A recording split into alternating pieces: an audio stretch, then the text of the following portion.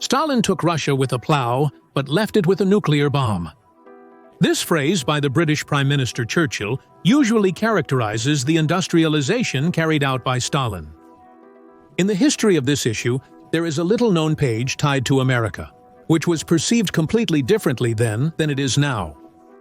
Let's take a look at them. Imagine a huge country, more than 21 million square kilometers, more than 147 million inhabitants, of which only 18% of all citizens live in cities. The nation is recovering from the Civil War's devastating aftermath. And on February 30th of the year, Stalin proclaims, "We are 50 to 100 years behind the advanced countries. We must cover this distance in 10 years. Either we do this or they will crush us." In fact, industrialization begins with these words. The era of colossal structures. It was named the Great Breakthrough. It is considered a feat of the Soviet people. The victorious people, the giant people, the Stakhanovites. But it's not that simple. Soviet propaganda did not tell the whole truth about how industrialization began. In the mid-1920s, Soviet industry lay in ruins.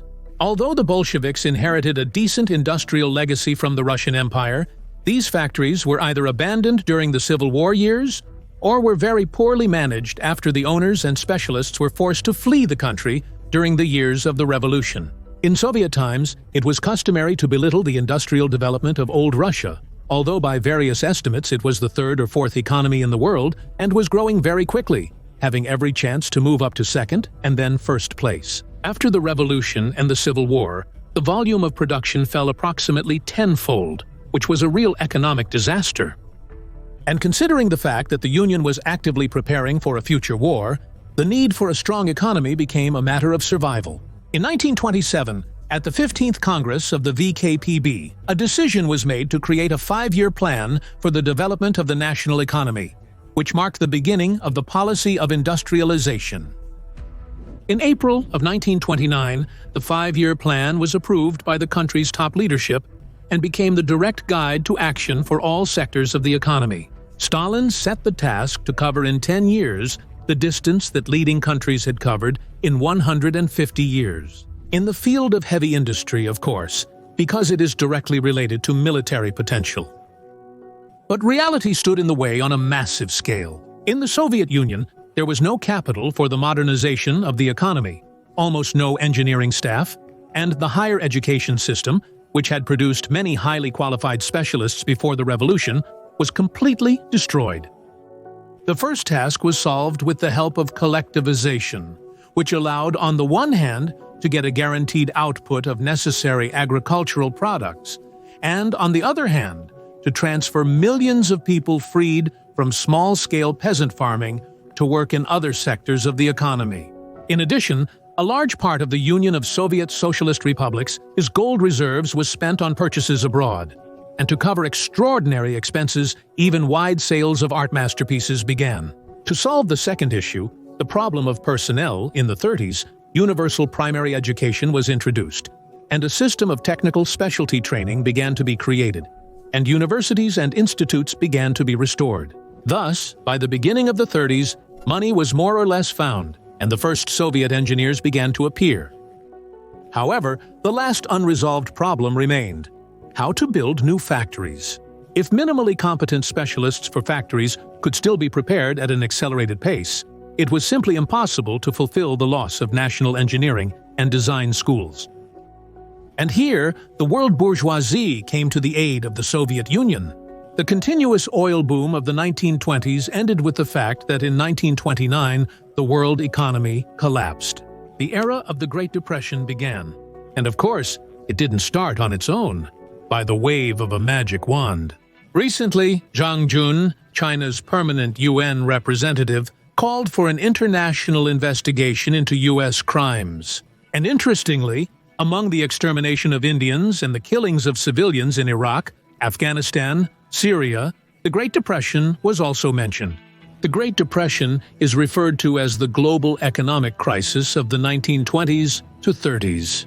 This crisis led to the collapse of many world economies and gave rise to numerous social problems.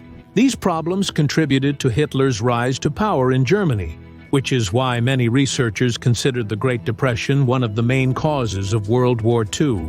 At the same time in the West, and partly in our country, the viewpoint is widespread that the Great Depression was caused exclusively by economic problems, specifically a production crisis. And not so much is heard, for example, about the agreement on the London and New York stock exchanges. Well then, let's take a look at this.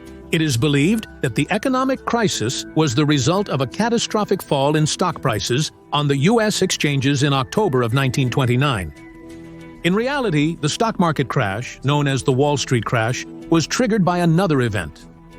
A month before the American stock market crash on the 20th of September 1929, another exchange, the London one, collapsed. After the end of World War I, the United States of America was the largest creditor of the United Kingdom. The crash of the London Stock Exchange meant a technical default on England's foreign debts. After this, the domino effect worked. Following the London Exchange, the New York one collapsed. After this, the American government announced a temporary freeze on its foreign payments. This led to the collapse of the economies of those countries that had invested in the States. The circumstances of the London Stock Exchange crash were investigated by the Office of the Attorney General of England and Wales, after which a court process took place. The court determined that the stock market crash in London, and therefore in New York, was the result of fraudulent actions by several brokers. All of them were sentenced to various terms of imprisonment for fraud and document forgery. But soon they were released and continued to successfully conduct their business. So the words about the crisis of overproduction, superficially speaking, or to put it bluntly, are simply pronounced to distract and create a smokescreen. In reality, even legally, the fact of the agreement was established.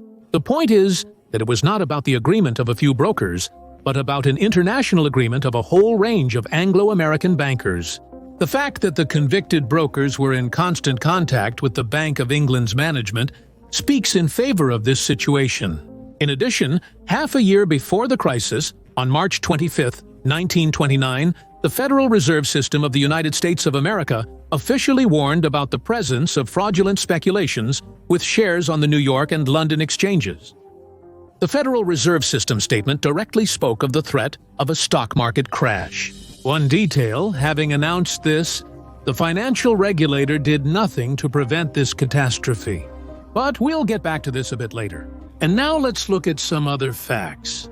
In the States, about 45% of banks went completely bankrupt, depositors of which lost funds amounting to more than $40 billion, which is about $660 billion at current prices. Over several months, the American middle class completely disappeared, and in its place, an army of unemployed formed. The number of unemployed rose from 3% to 25% of the working population. The situation for those who managed to keep their business, their job, was slightly better. Their average income fell by 60%. Overall, the poverty line was crossed by 40% of the working population. Here, for example, is a color photograph from those years. The poster reads, "One know 3 trades, speak 3 languages, fought for 3 years, have 3 children, and have been doing nothing for 3 months. All one need is one job." And someone wrote such announcements. One'll sell this car for $100. One need cash, lost everything on the stock market. To all this was added a severe drought, which hit the United States of America and caused mass starvation. In West Virginia, Illinois, Kentucky, and Pennsylvania during this period, up to 90% of the population was starving. The death toll from starvation remains undisclosed, but the dry statistics testify to a demographic collapse. If in the relatively prosperous 1,920 EPUJS the population growth in the United States of America was 16.2%, then in the 1,930s it collapsed more than twice to 7.3%. Against this backdrop, federal structures not only did not take any steps to alleviate the depression, but, on the contrary, began to suppress those who called on the government to develop a program to overcome the crisis. The most striking was the crackdown on participants in the Hunger March in Washington in July 1932. Its participants, veterans of the First World War, only demanded to regulate the problem of non-payment of funds, due to them under contracts with the U.S. Army. Their actions were exclusively peaceful, and they themselves were unarmed. Nevertheless, the government sent tanks against them, followed by regular army units in gas masks.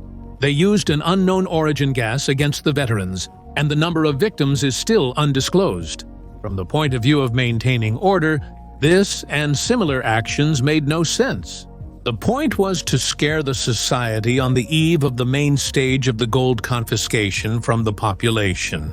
In April of 1933, President Franklin Roosevelt signed a decree on the de facto confiscation of gold from the population and organizations in bullion and coins. Formally, the government had to pay compensation for voluntarily surrendered precious metals at a price of about $21 per troy ounce. Considering the aggressive devaluation of the dollar, this price was almost 3 times lower than the actual cost of the surrendered gold bullion. Meanwhile, some of the population simply had their gold confiscated without any compensation. But why was such a large-scale and blatant robbery necessary? 2 goals can be identified. The Great Depression enabled the elimination of competitors. Several thousand banks that owned packages of shares of the Bank of England and the Federal Reserve went bankrupt. Another goal was to create a gold reserve to secure a new world currency.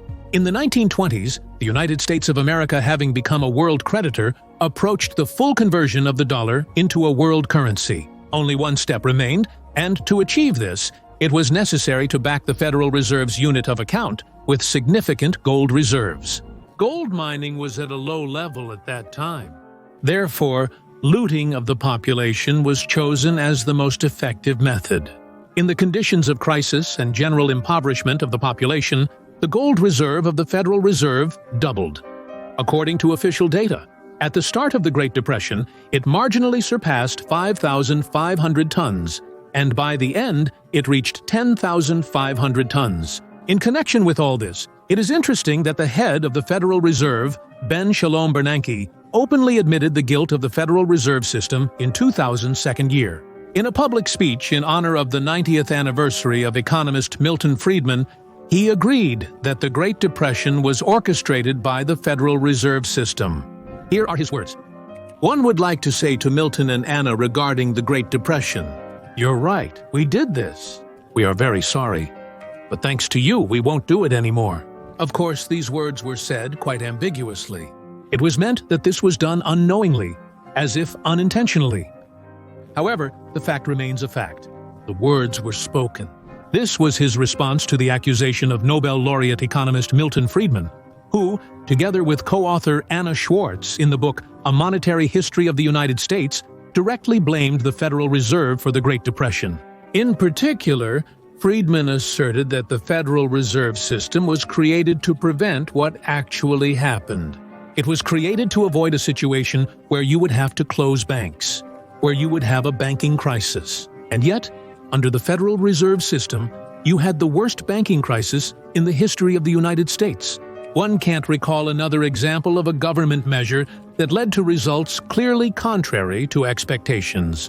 And this incredible collapse of the banking system, when about a third of the banks fail from start to finish, when millions of people practically lose their savings, there was no necessity in this downfall.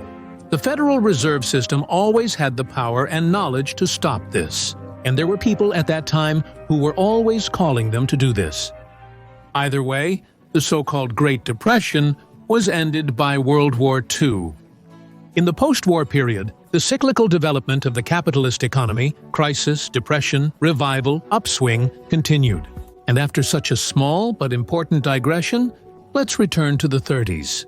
By this time, the industry of the West, primarily the United States of America, had reached a prominent level, including mass implementation of standard design, conveyor production, automation, and widespread use of machines and complex equipment.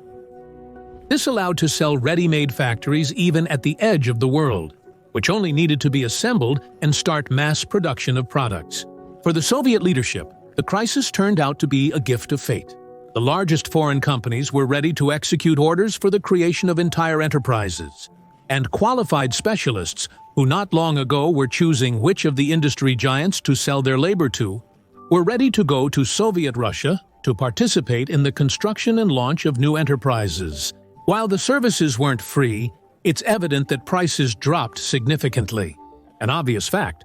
For purchases and negotiations in the United States of America, the joint stock company Amtorg was created in 1924, formerly a commercial organization.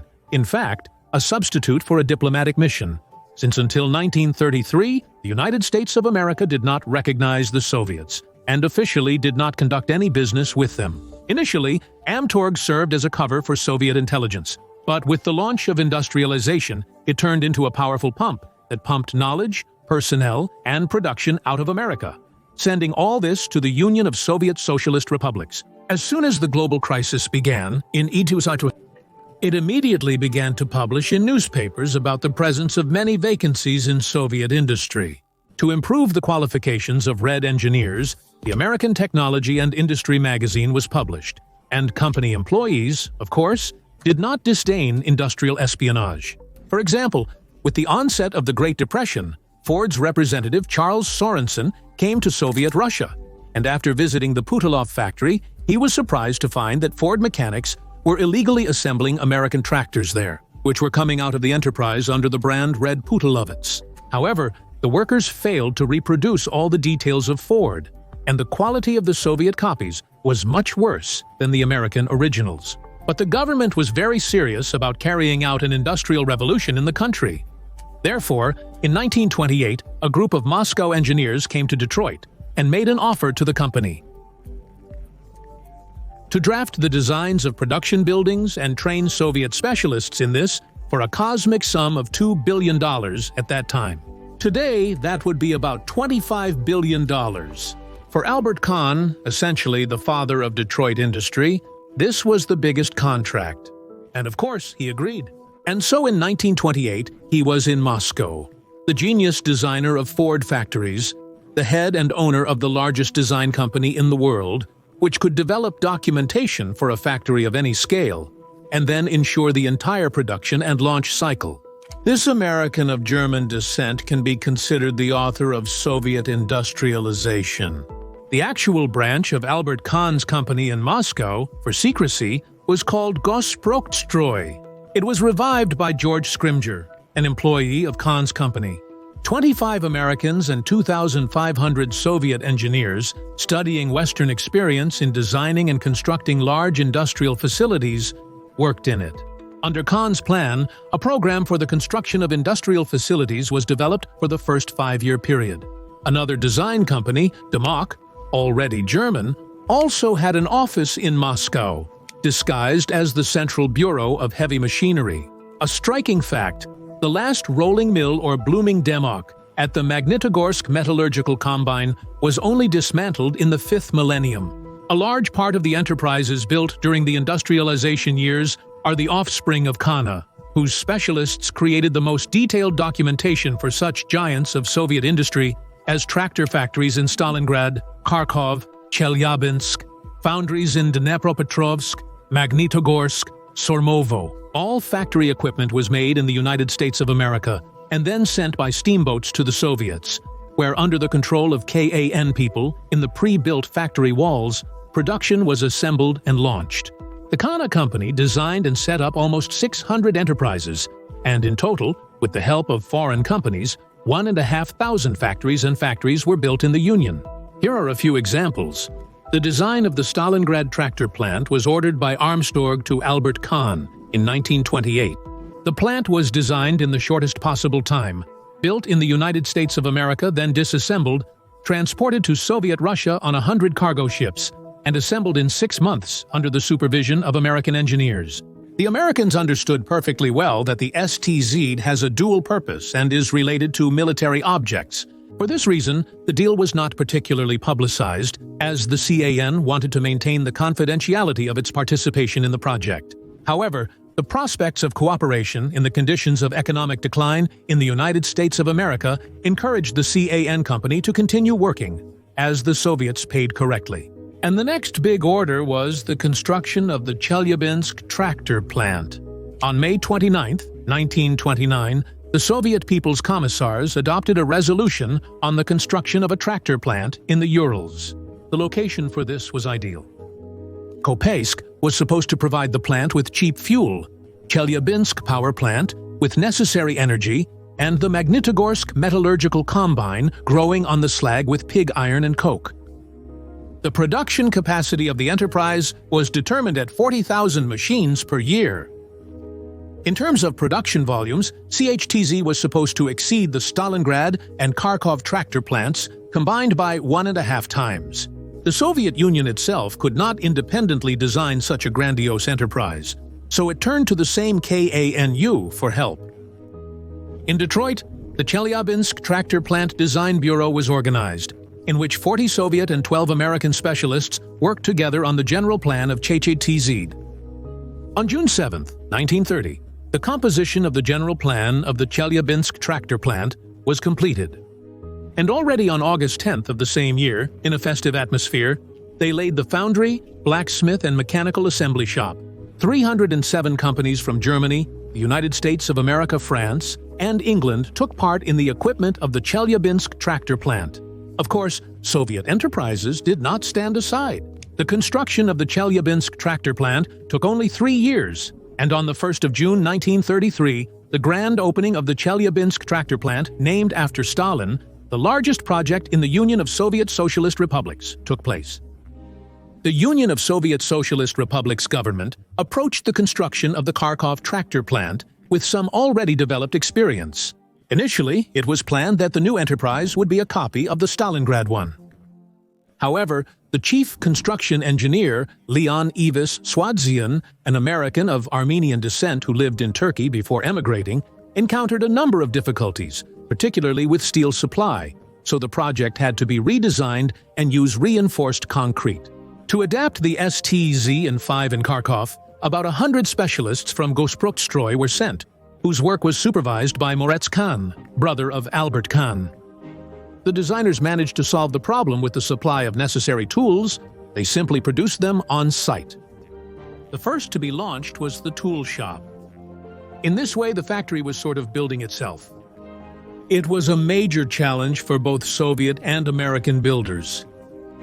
They couldn't, as they were used to, just order everything necessary from catalogs and calmly wait for delivery on time. What could be made on site had to be made independently. In the end, overcoming all obstacles, the factory was opened on the 30th of September 1931, less than 2 years after the start of construction. On the 1st of May 1990, the Supreme Soviet of the National Economy of the Union of Soviet Socialist Republics and an American company signed an agreement on technical assistance in organizing and setting up mass production of light and heavy vehicles. The choice of designer was obvious, as Kahn had practically built Ford factories in the United States of America. During the construction of GAZ, a decision was made to build a factory for the screw assembly of Fords. This enterprise became the State Auto Assembly Plant, named after the Communist Youth International, effectively a branch of GAZ. It was built according to Albert Kahn's project. The enterprise will become independent in 1939, and in 1945 it will change its name to the Moscow Small Car Plant. The familiar AZLK Moskvich will become so in 1968. The list of enterprises that were created by Albert Kahn's company is enormous. Tractor or tank factories in Stalingrad, Chelyabinsk, Kharkov. Automobile factories in Chelyabinsk, Moscow, Stalingrad, Nizhny Novgorod, Samara.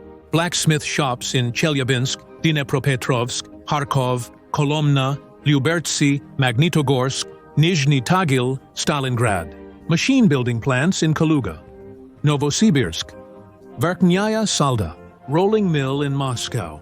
Foundries in Chelyabinsk, Dnepropetrovsk, Kharkov, Kolomna, Lyubertsy, Magnitogorsk, Sormovo, Stalingrad. Mechanical workshops in Chelyabinsk, Lyubertsy, Podolsk, Stalingrad, Sverdlovsk. Steel mills and rolling mills in Kamensk, Kolomna, Kuznetsk, Magnitogorsk, Nizhny Tagil, Verkhny Tagil, Sormovo. Leningrad aluminum plant, Ural asbestos factory, and much more. Logical question. If Albert Kahn and his brother did so much for Soviet industrialization, then why doesn't Albert Kahn feature in history textbooks? The answer is simple: money. Those $2 billion that were allocated by Albert Kahn's company for industrialization in the Union of Soviet Socialist Republics, the country earned by selling bread. In August 1930, Stalin wrote to Molotov, "Mikoyan reports that preparations are growing, and every day we are exporting 1.5 million poods of bread. One think that's not enough. We need to raise the daily export rate to a minimum of 3 to 4 million poods now. Otherwise, we risk being left without our new metallurgical and machine-building plants. In other words, we need to frantically accelerate the export of bread." And they accelerated the export. In the 30th year, they exported 48 million tons of grain across the border. And in the 31st, already 52 million. At the same time, harvest collections decreased, and the country's needs grew. The Soviet Union's leadership started to realize that industrialization was getting too costly. The famine of 1932 to 1933 in the Union of Soviet Socialist Republics was partly the result of miscalculations and mistakes made by the country's leadership during the collectivization process. In August 1931, Stalin wrote to Kaganovich, "One, in view of the currency difficulties and unacceptable credit conditions in America, one am against any new orders for America. One suggest we stop any new orders for America, halt any ongoing negotiations about new orders, and if possible, break already concluded contracts for old orders with the transfer of orders to Europe or our own factories. One suggests not making any exceptions to this rule, neither for Magnitogorsk and Kuznetsk-Stroy, nor for Kharkov-Stroy, Dnepro-Stroy, LMO, and Avtostroy." Lazar Kaganovich, after some time, writes a reply letter. It turned out that 80 to 90% of orders for Chelyabstroy can be placed in England. From this moment, the Union of Soviet Socialist Republics begins to reorient towards Europe, and the existing contract with the Americans is not renewed. Albert Kahn's attempt to personally secure a continuation and cooperation was unsuccessful in Moscow, and the company's employees left Moscow. The facilities designed by Kahn continued to be built and represented a significant part of the plans for the second and third 5-year periods. But the first to play a role in cooperation with the Soviets were not American, but European, primarily German firms. In 1935, 1,719 Germans, 178 Austrians, and only 308 Americans worked at Soviet industrial enterprises. But a significant American legacy was left behind. About 20,000 American engineers and technicians came to the Soviets, who for the first few years were responsible for production, as the specialists trained in the Union of Soviet Socialist Republics did not have the necessary qualifications. Over these 10 years, American professors have prepared 300,000 qualified specialists at work sites. Gauss-Brucht-Stroy, from 1929 to 1932, designed and organized the construction of 571 objects. Among the first results of the work of the new industry were many licensed and, including not very legal, copies of foreign samples, often quite outdated, on which it was not a pity to spend resources. GAZ-AA of the 30th year was actually Ford AA of the 26th year, and the more modern GAZ-M1 of the 36th year was a copy of Ford 40A of the 34th year. The representative car ZIS 100, on which from the 36th to the end of the 40s all the Soviet elite rode, was a complete copy of the Buick of the 32nd year. Dnipro GES is the work of the American company Cooper Engineering Company, together with the German Siemens. The chief engineer there was Hugh Cooper, and the equipment was supplied by the company, a General Electric. The modern Moscow AZLK is an exact copy of the Ford-type plant from the city of Dearborn. Magnetica is a clone of the metallurgical combine in the city of Gary, Indiana State. From the desire to reproduce the achievements of foreign car industry, the Soviet industry did not get rid until the very end of its existence. The wheeled tractor Stalinets 60, which was produced in Chelyabinsk from 1933. Copies of the American Caterpillar 60 from the year of 1925. The Combine Kommunar in Zaporozhye from 1930 was a clone of the Caterpillar Combine from 1928. The Perm Aviation Engine Plant made copies of the American Cyclone engine. It's interesting. Under what conditions did the foreign specialists live? In 1932, the number of foreign specialists, from engineers to skilled workers, reached a fantastic figure of 20,000 people, more than half of whom came from Germany. Under the terms of the contract, specialists received a decent salary, were provided with good housing against the backdrop of barracks being built for Soviet workers, and were supplied with quality provisions. Special settlements were built for foreigners, where ordinary Soviet citizens were not allowed. They went to relax in private clubs, listened to inaccessible music, and watched all the novelties of American cinema, which were shown in the Soviet Union only in Stalin's personal cinema. The main task of the authorities was to prevent a drop in the specialist's standard of living during his relocation. Unfortunately, the conditions of the contracts for the newcomers were often violated, and foreigners got acquainted with the everyday life of an ordinary Soviet person on their own skin. In 1992, there was a minor scandal at the Electrostal plant when foreigners refused to bathe in a communal bath and demanded the provision of personal bathrooms customary in the United States of America. This resulted in scandals, complaints, and ended contracts. In this situation, things often became very uncomfortable. Due to mistakes in labor organization, delays in production launch, disagreements in management actions, foreigners could sit idle for months, receiving money and complaining about the lack of order. This problem is not only documented in party line reports, but also reflected in Soviet literature of the 30s. The writers Ilf and Petrov described the sufferings of a German specialist. The action takes place in the 30s. Engineer Heinrich Maria Zaus signed a contract for a year of work in the Union of Soviet Socialist Republics, or as Heinrich himself, who loved precision, defined it in the Hercules concern. Over the course of a week, Engineer Zause, guided by the affable Adolf Nikolaevich, managed to visit 3 museums, attend the Sleeping Beauty Ballet, and spend 10 hours at a ceremonial meeting arranged in his honor. "Dear Tilly," the engineer wrote to his fiancée in Aachen, "it's already been 10 days since one have been living in Chernomorsk, but one haven't started working at the Hercules concern yet. I'm afraid these days will be deducted from my contractual sums." However, on the 15th, the paymaster handed Zaus a half-month complaint. After this, Zausa wrote letters to his fiancée. "Dear little one live a strange and unusual life. One do absolutely nothing, but one receive money punctually, on agreed dates." By the mid-30s, the Union of Soviet Socialist Republics had managed to accumulate some experience in organizing production, and therefore began to send expensive foreign specialists back home. They started to cut salaries, canceled special supplies through the system of closed distributors, and demanded to accept Soviet citizenship. By 1938, many foreign specialists had returned home as the Great Depression had been overcome in the United States of America and Europe, creating new job opportunities. Albert Kahn died in 1942. The Soviets failed to acknowledge his merits.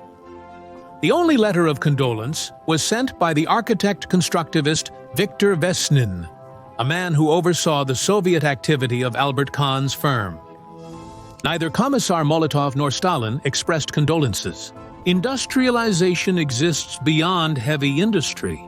In July of 1934, Anastas Mikoyan was tasked with the rather complex task of creating a food industry.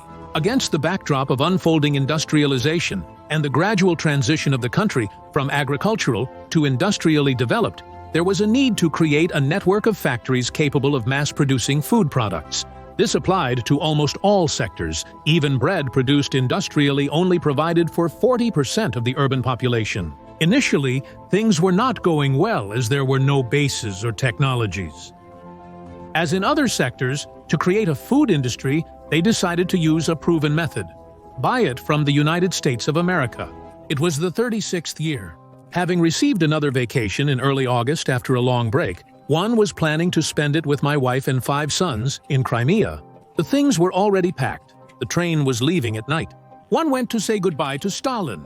At that time, he had Molotov and Voroshilov with him. Suddenly, Stalin says unexpectedly, "Why don't you go to America instead of Crimea? At the same time, it will be a good rest. But most importantly, you need to study the experience of the United States of America in the field of food industry. Better to take what you see there and then bring it to us, to the Soviet Union." Anastas Mikoyan, quote, "After the abolition of the rationing system in 1935 and the gradual increase in agricultural production, the issue of processing and creating a sufficient assortment was acute. In Moscow and Leningrad, there already were. And Elisev's stores, which received a new name, Gourmet. Similar stores were supposed to appear all over the country. However, it required to ensure a constant supply of ready-made products.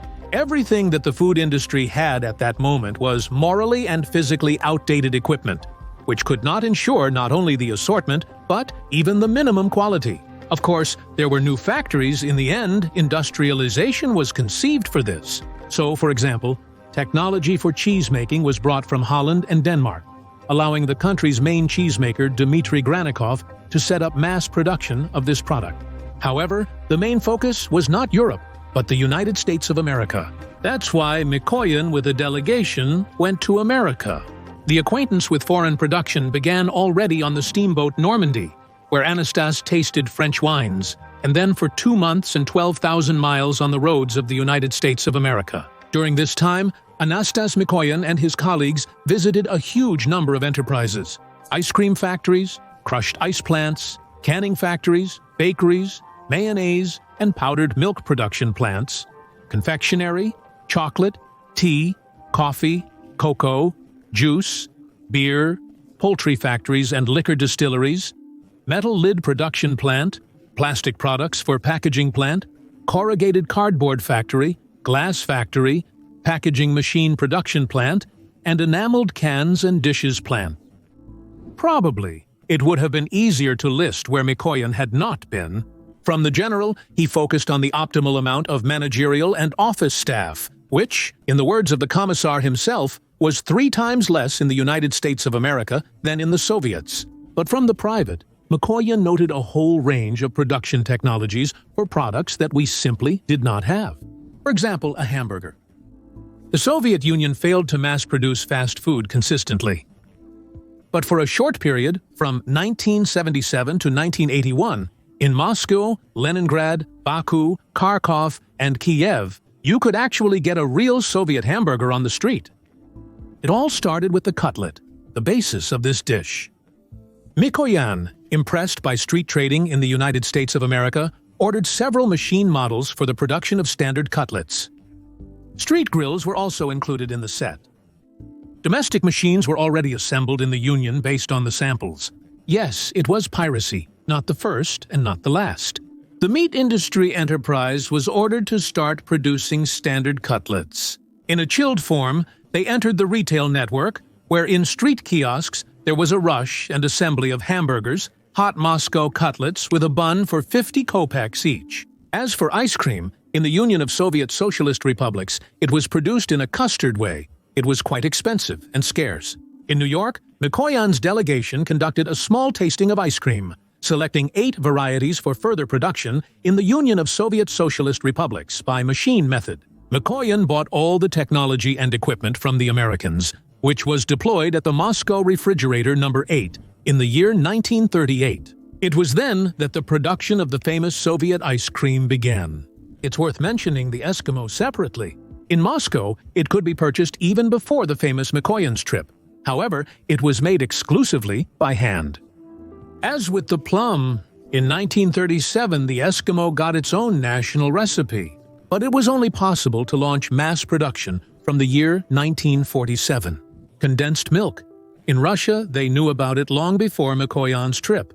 The first factory for its production was opened in Orenburg in the year 1871, and it quickly closed, as the production did not gain popularity. Now, Anastas has returned to this idea, as the benefit of condensed milk was obvious. However, it was not possible to scale up mass production before the war. Condensed milk was produced in small batches. It's also worth mentioning the legend that the son of Mikoyan himself, once, out of curiosity, tried to boil a can of condensed milk. It exploded, and the taste of caramel splashes delighted both the boy and his father. Sounds very strange, but on the other hand, what do you expect from a legend? Tomato juice. Until Mikoyan's trip, no beverages were produced on an industrial scale. Considering the climate, it was quite difficult to organize. However, thanks to the acquaintance with American technology, which used concentrate, the opportunity for mass production of juices and carbonation opened up. And apple juice, especially promoted due to the low sales of apples themselves, was practically impossible. but tomato represented a special interest. It was this juice that became the basis of Soviet production and has maintained its popularity to this day. Sausage-like in the case with condensed milk, in Russia they knew about boiled sausage and could produce it, but it was not in high demand. Most likely, the problem was that it was made by anyone who was up to it. The situation drastically changed in 1937.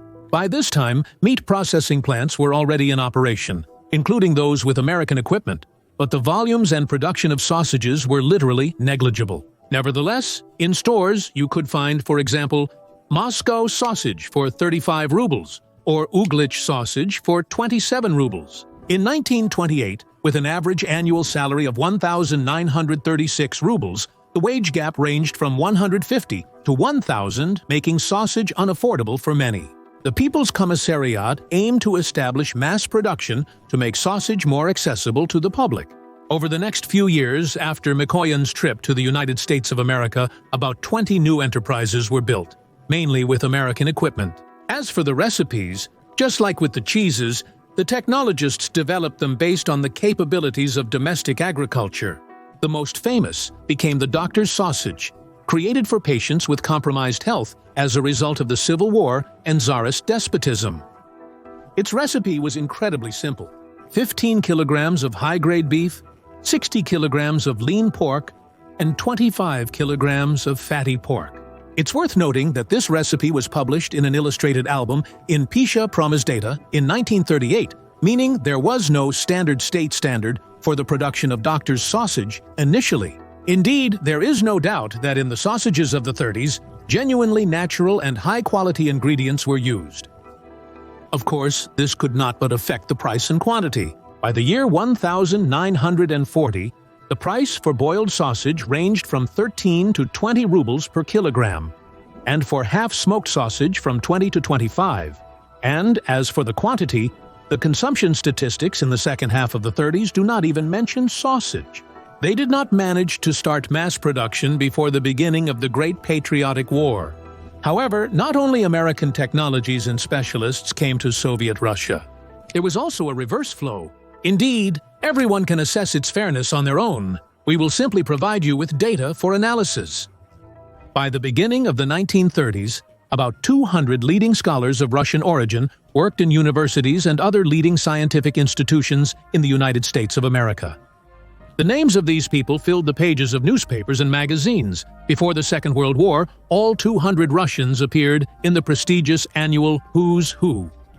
Americans rightly consider Igor Sikorsky to be their national genius and attribute to him a significant place in the history of the American 20th century.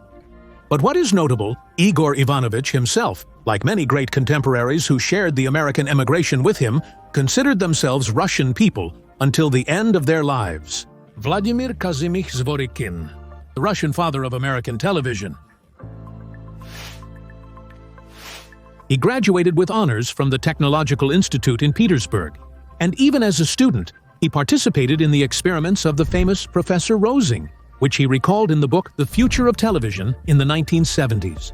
When one was a student in the 1970s and 80s, one studied under Professor Rosing, a physicist who, as is known, was the first to use an electron beam tube for receiving television images. One was very interested in his work and asked for permission to help him. We spent considerable time discussing the potential of television. That's when one realized the limitations of mechanical and rotary systems and the need for electronic systems. During the First World War, he served at a field radio station in Grodno and taught at an officers' radio school in Petrograd. In the early revolutionary years, the rank of an officer and non-proletarian origin was born in the family of a substantial merchant. They were like death, Zworykin himself remembered later. It became clear that there was no need to expect a return to normal conditions, especially for research work, in the near future. Moreover, one dreamed of working in a laboratory to realize the ideas that one had conceived. In the end, one came to the conclusion that for such work, it was necessary to go to another country. And such a country seemed to me to be America. The last straw for the departure was the information that the arrest warrant for Zworykin had already been signed. He was promptly recruited by Westinghouse, the leader of the American electronics market. One admit, one hardly understood anything from that first story about his invention, but one was very impressed by this man, simply charmed by his conviction, one of his future employers would later say about the future inventor of television. In 1923, Zworykin filed a patent for an electronic method of transmitting images and completed the creation of a complete electronic television system a few years later. In 1929, he went to work at David Sarnoff, also from the Russian Empire, was working at Radio Corporation of America and invited Zworykin to head the electronics laboratory. And soon he presented the world with a high-vacuum television tube, which is now called a kinescope, as well as a transmitting electron beam tube, the iconoscope, capable of separating blue, red, and green colors in its beam and obtaining a color image. The iconoscope is a modern version of the human eye, then proclaimed by Vladimir Zworykin. In 1931, the first trial broadcasts were conducted in New York. Zworykin's perfected kinescope and iconoscope opened a new era in the development of radio electronics. Interestingly, when the Americans tried to attribute the title of the father of television to Zworykin, he was embarrassed. One invented the kinescope, and one claimed nothing else. Television remained the main scientific passion of Zworykin, but not the only one. He stood at the origins of the development of electron microscopy, became a pioneer in the application of electronics in biology and medicine, patented an invention in the field of electronic security and guided missiles, and during the Second World War, he was engaged, and again successfully, in the development of night vision devices and aerial bombs with an electronic guidance head. One of his colleagues called him a gift to the American continent.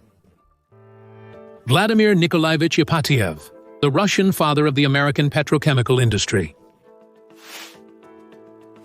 After graduating from the Mikhailovsky Artillery School, he worked at the St. Petersburg University. In 1916, he became a member of the St. Petersburg Academy of Sciences. In the recommendation, signed by prominent scientists, Ipatiev's work is highlighted for its great diversity, unlike Saboti's work, who received the Nobel Prize in 1912.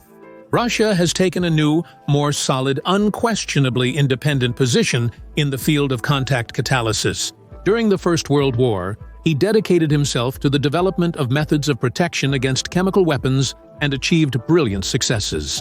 Lieutenant General Ipatiev led the Chemical Committee at the main artillery directorate, went to the front, checking the effectiveness of protecting soldiers from the effects of chemical weapons.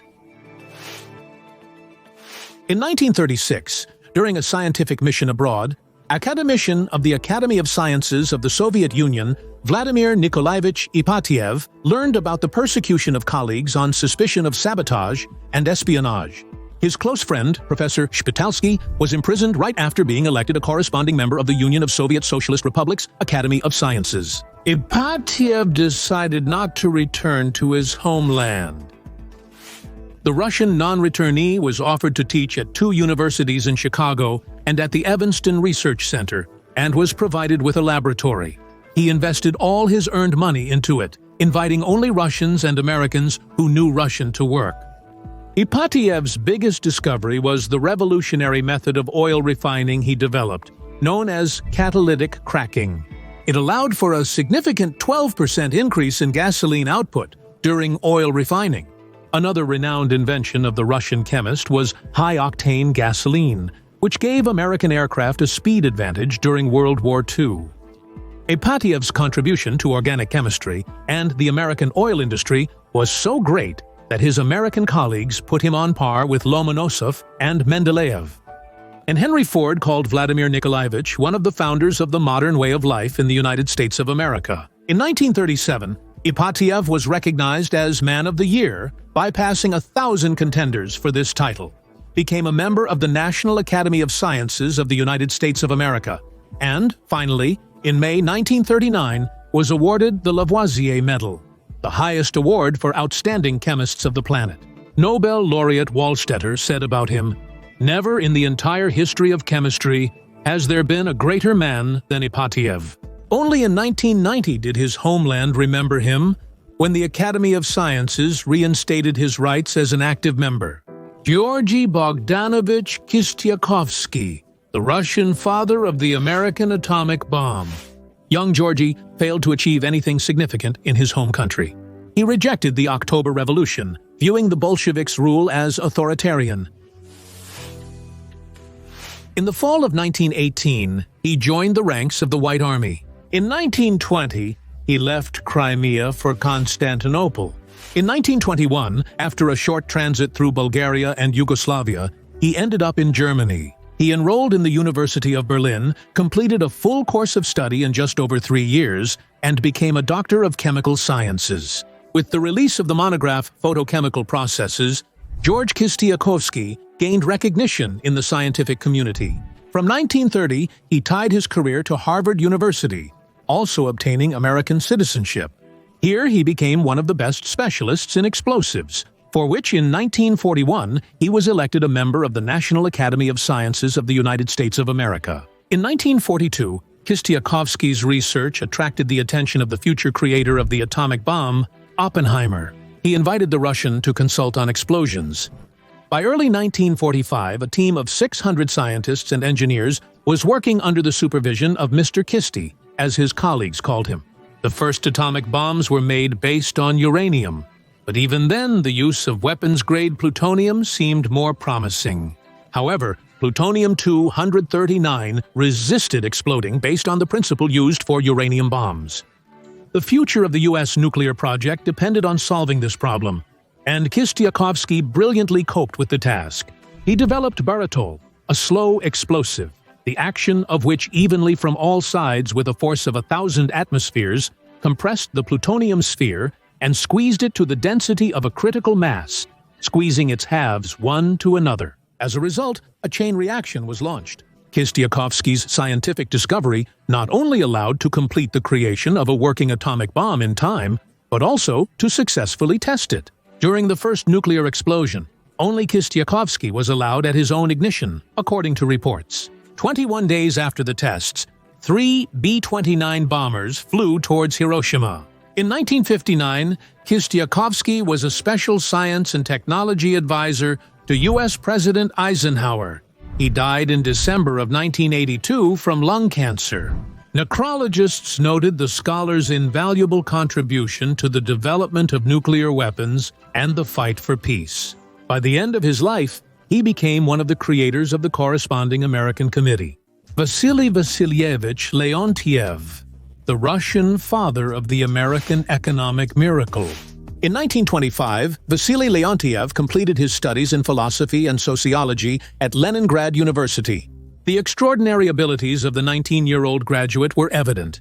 He was invited to teach at the Department of Economic Geography at the Polytechnic Institute in Leningrad. But his first written article caused a scandal. Completely harmless from the point of view of ideology, it was nevertheless banned from publication. This severely hit the self-esteem of the young scholar. He applied for a visa to Germany to continue his education at the University of Berlin. There he studied economic sciences and defended his doctoral dissertation on the roundabout of economics. Vasily's father, a private docent, deputy of the Educational Assembly, and senior official of the Union of Soviet Socialist Republics, People's Commissariat of Finance, came to Berlin for work and chose not to return home. The organs have already been selected for him. The Leontiev family belonged to the bourgeoisie by class affiliation. The father's decision predetermined the son's choice. In the year 1931, Vasily Leontiev emigrated to the United States of America. Having won the elections of 1933, American President Franklin Roosevelt announced a new course, the essence of which was in state regulation of the economy. One of Roosevelt's main advisors was Vasily Leontiev. He honorably managed to help America overcome the Depression. Since then, the state's role in regulating market conditions has become the main focus of his research. The main thing is to find that elusive proportion when the entrepreneur's interest and creativity organically coincide with the strict framework of state control. Leontiev first found that golden mean. He determined the exact coefficient at which market regulation becomes maximally effective. This required colossal research. The scientist gathered unique production, sales, price statistics, which no one before or after him possessed. It is significant that the processing of these data became possible only when the latest generation of computers appeared. the researchers' titanic effort. That's the base that allowed Leontiev to avoid mistakes in the forecasts. Vasily Vasilyevich named his method of economic forecasting cost output, for which he received the Nobel. And the prize of the year 1973. Economics is the same yacht. Until companies are allowed to make profits, the economy does not develop. The yacht won't sail without wind. But the yacht will not sail there if the government does not provide a map and anchor. It will not steer the ship. This metaphor of Leontiev best conveys his view of the economy. In the United States, he was called the Apostle of Planning. Alexander Matveevich Ponyatov, the Russian father of the American videocassette recorder. He studied at the Moscow Higher Technical School, where Zhukovsky's influence sparked his interest in aviation. Before the First World War, he finished flight school and became a seaplane pilot. After a crash, he sustained a serious injury from which he never fully recovered. He spent the last years of his life in a wheelchair.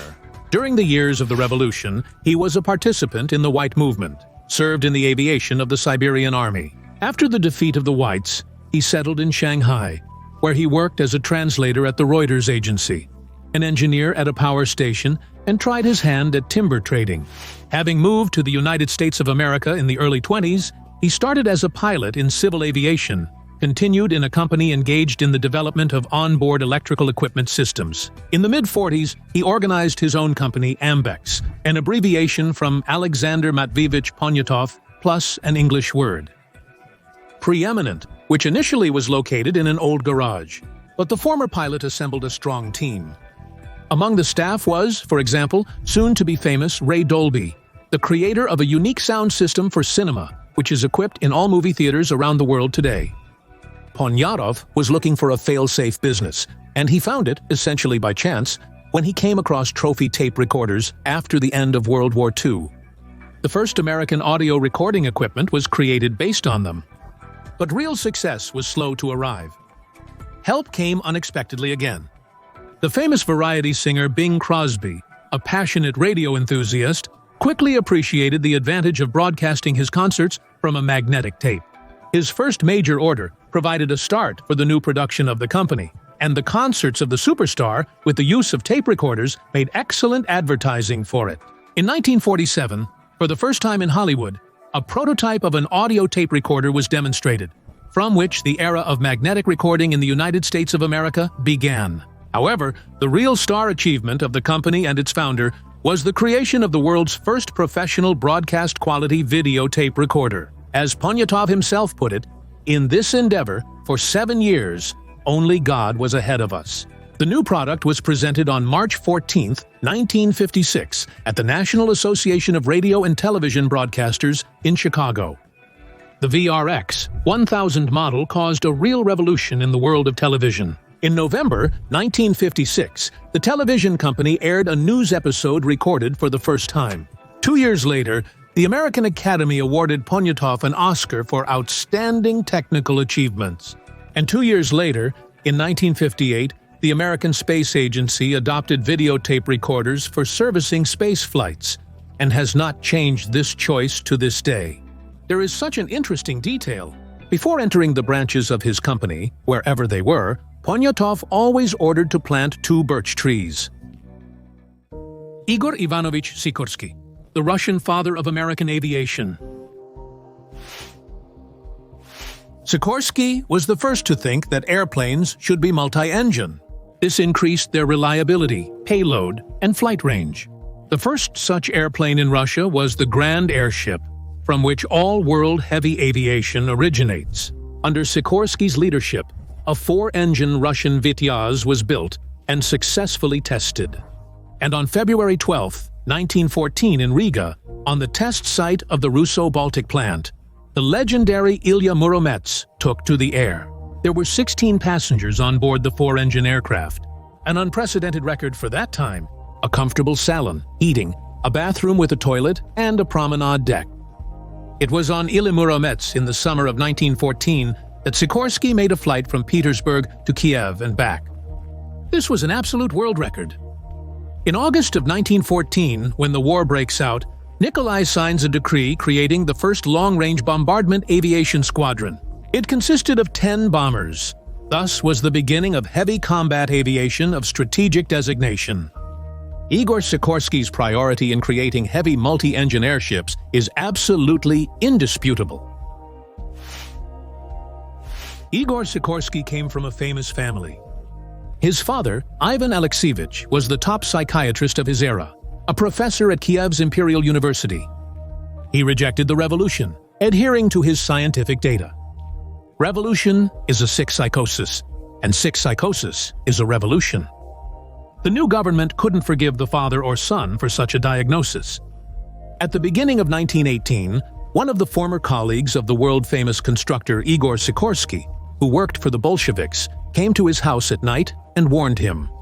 "The situation is very dangerous. One saw the order for your execution." Finding himself in New York without means of subsistence, Igor got a job as a teacher in an evening school.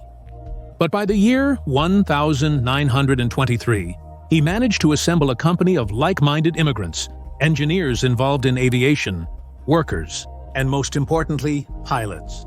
They made up the skeleton of a small aircraft manufacturing company. They searched for parts at the car dump, in utility sheds, at the flea market.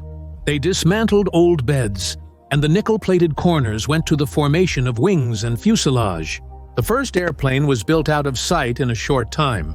He became the embodiment of an indestructible Russian dream, not dying in the face of any circumstances. Sikorsky's company offered $600 for the air transport of 2 grand pianos from Roosevelt Field to Washington, where a piano evening with Sergei Rachmaninoff was planned.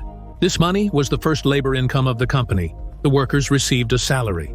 But most crucially, the transport proved a profitable advertisement for the aircraft's reliability, load capacity, and versatility. But for the next flight of his own fate, Igor Ivanovich chose a helicopter, which was in sharp demand all over the world. Expeditions vanished, alpinists plummeted into crevasses, ice floes swept fishermen out to sea, and sailors endured ordeals. On September 14, 1939, Sikorsky lifted a single-rotor helicopter with a tail rotor into the air. The machine turned out to be exceptionally successful. From that time until today, helicopters of this system dominate the world. In fairness, it should be noted that even Leonardo da Vinci and Mikhail Lomonosov dreamed of developing rotorcraft, and the single-rotor scheme, which Sikorsky brought to a classic state, was proposed 30 years before him by the notable Russian designer Yuryev. Sikorsky, like no one else, knowing the history of the helicopter and having created it himself, persistently reminded. The helicopter is a Russian invention. The glory of Russian aircraft designers in America is eloquently testified by the fact that when creating new aviation companies, sponsors made it a condition that half of the engineers should be Russian. In the New World War, Sikorsky's 4 rotor machines served to save people like no other. They became flying hospitals, searching for the wounded. They were the link between the front line and the rear. Igor Ivanovich was proud of his Sky Angels. He meticulously and in detail recorded in a special journal all the cases when his helicopters saved human lives, and there were more than 1 million of such cases. Over the years of work in the United States of America, the founder of Sikorsky and Aero Engineering Corporation developed 17 basic types of airplanes and 18 helicopters. In the public opinion of at least 2 countries, America and Russia, Igor Ivanovich Sikorsky is recognized as a genius of aviation. Since January of 1913, he has been a professor at the Petersburg Institute of Railway Engineers, soon to be a professor at the Polytechnic and Electrotechnical Institutes. During World War I, he worked diligently on the country's defense as a construction mechanics expert for the Military Engineering Council. From 1912 to 1917, as a leading consultant in the construction of ships for the Russian military fleet, he had a significant influence on engineering education in Russia. Before the revolution, he published classic textbooks Course of Resistance of Materials and Course of Theory of Elasticity. The reasons are typical: lack of prospects for applying their creative abilities. The decision to go abroad was made in the fall of 1919. After 3 years of wandering around Europe, he ended up in North America. He worked in the research department of Westinghouse, where Russian engineers, future celebrities Vzvorikin and Muromtsev, were already working. The newcomer's talent was noticed right away. He was constantly invited to the most prestigious auditoriums. Sergei Prokofyevich later wrote that this was likely the first time a course on the theory of elasticity was taught in the United States. He had a decisive influence on the establishment of technical education for American engineers, becoming a professor at the University of Michigan, organized a summer school of mechanics for doctoral students and certified specialists in America. In essence, Timoshenko armed America's engineering elite. To this day, the Medal for Outstanding Achievement in the Field of Applied Mechanics of the American Society of Mechanical Engineers bears his name, Vladimir Ivanovich Yurkevich, the Russian father of American shipbuilding. He studied at the St. Petersburg Polytechnic Institute, and here, under the guidance of the distinguished engineer shipbuilder Konstantin Boklevsky, he began to develop his own ideas for ship hull design. Specifically, the water resistance to the ship's movement is significantly reduced if the cross-sectional size of the ship in the so-called center of pressure on the hull is reduced. To determine this center, Yurkevich proposed a formula, which became classic in world shipbuilding and forever changed the face of the fleet. A characteristic feature of ships of the new design became the bulbous bow shape, called the Yurkevich bulb. According to experts, the first Russian dreadnought Sevastopol, built in 1912 under the supervision of Yurkevich, was the first to implement the streamlined hull. He led the world in shipbuilding for many years. In 1916, Yurkevich developed a project for a submarine mine layer.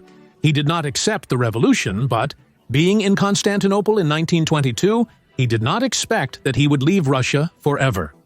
Documents from his personal archive indicate that this step was largely prompted by the persistence of his first wife, Nadezhda Evgenievna, with whom he divorced in 1931 in Paris. What did he do in France? Yurkevich worked as a dock loader in Constantinople, organized a workshop for car repair. After long wanderings in France, he got a job at the Renault car factory. 6 years passed before the brilliant constructor was hired by the largest shipbuilding company in Penhoet. Yurkevich was waiting for his big surprise here. To my great surprise, when checking the data of the best ships, one noticed that none of them had achieved the results they should have if they had been designed according to my method. Soon, Penhoet received an order to develop a project and build the largest transatlantic cruise ship, Normandy. 5 years of painstaking work, precise calculations, checks, and famous hull trials, and designed by Yurkevich, were accepted. On the 20th of October, 1932, Normandy was triumphantly launched. The world press did not skimp on enthusiastic reviews. The new ship combined the grace of a yacht with the opulence of the Versailles Palace. Moreover, on its very first voyage, Normandy set a world record for the shortest duration of a transatlantic crossing and the highest average speed. The Parisian newspaper Russia wrote at the time, "If the French have the right to be proud of the victory of Normandy, as Normandy is a French ship, then we, the Russians, can be doubly proud of this victory, as it was our Russian engineer who gave this victory to the French." In 1937, Yurkevich moved to the United States of America. Here he was promised the best conditions and more large-scale projects. Already known as a shipbuilding maestro, he expected the Americans to invite him to help create a high-speed transatlantic liner, better than all previous ones. However, the company that designed the ship did not consider involving him in this work. The largest sea giant in America was created in such secrecy that much about it remains unknown to this day. The underwater hull shape was carefully concealed. On its very first voyage, it became the new holder of the Blue Ribbon, surpassing all existing speed and resource economy indicators. Yurkevich, of course, figured out what was going on. His famous Normandy was easily guessed from its external features. But Yurkevich's patents expired in 1946. His rights to his own formulas and developments no longer held power, and everyone could use them. Vladimir Ivanovich wrote a harsh and bitter article in which he expressed his disappointment with the moral qualities of shipbuilders. But the Americans did not notice the offense of the great designer. Such are the stories. What would all these outstanding people have done if they had stayed at home? It's hard to say, as history doesn't know subjunctive mood. But what can be said for sure is that after watching this episode, the phrase Russian America will be perceived a little differently than before watching. Rate this episode if it gave you food for thought, and write in the comments what you think about all this. And until the next episode on Cremoli,